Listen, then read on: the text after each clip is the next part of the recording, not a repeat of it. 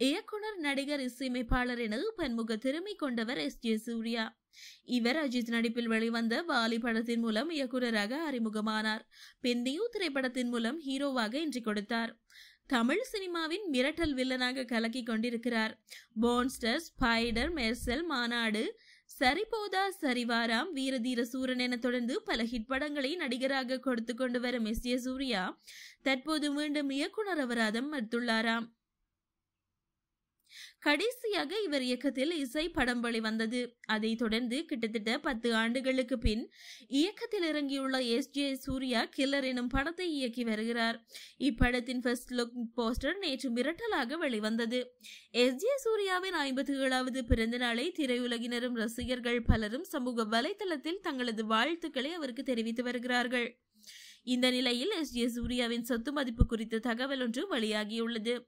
அதன்படி ரூபாய் 150 கோடி சொத்துக்கு எஸ்.ஜே. சூர்யா சொந்தக்காரர் என கூறப்படுகிறது.